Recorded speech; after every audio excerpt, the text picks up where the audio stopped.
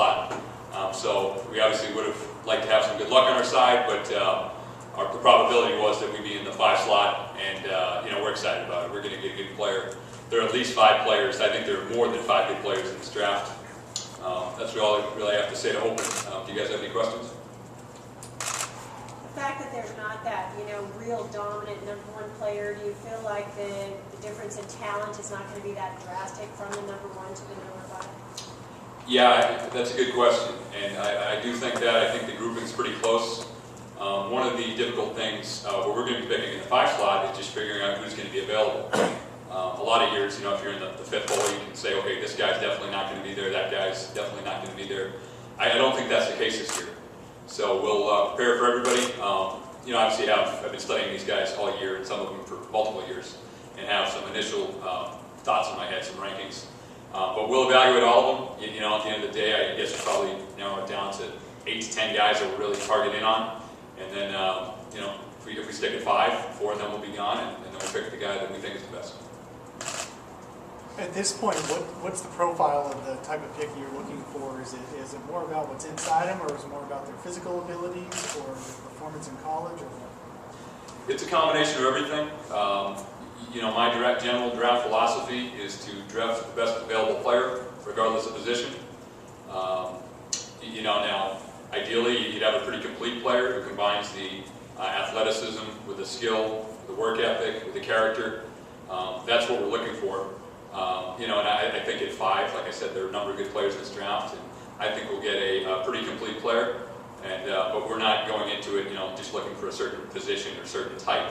We're going into it with open mind, and hopefully come up with the best guy. Brian, can you address any possibilities, perhaps moving in this draft? I know you never say never, because you kind of.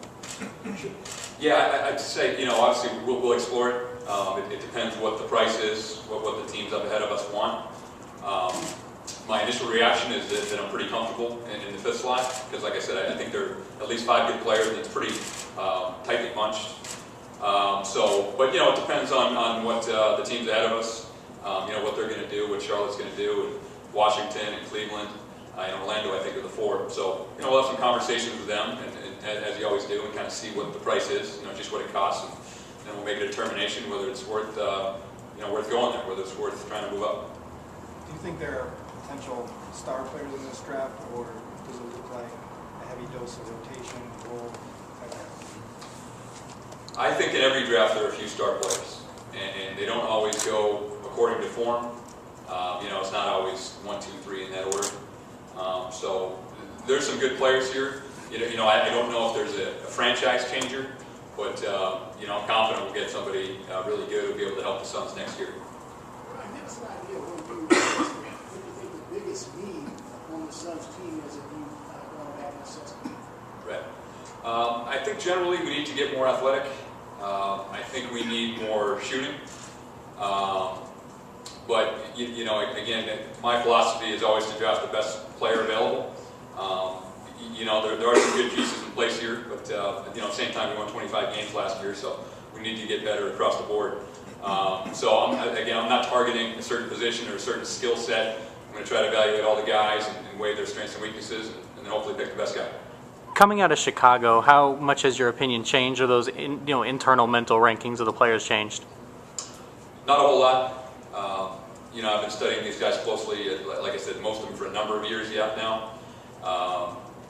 Watched some of them in high school and then through their college careers.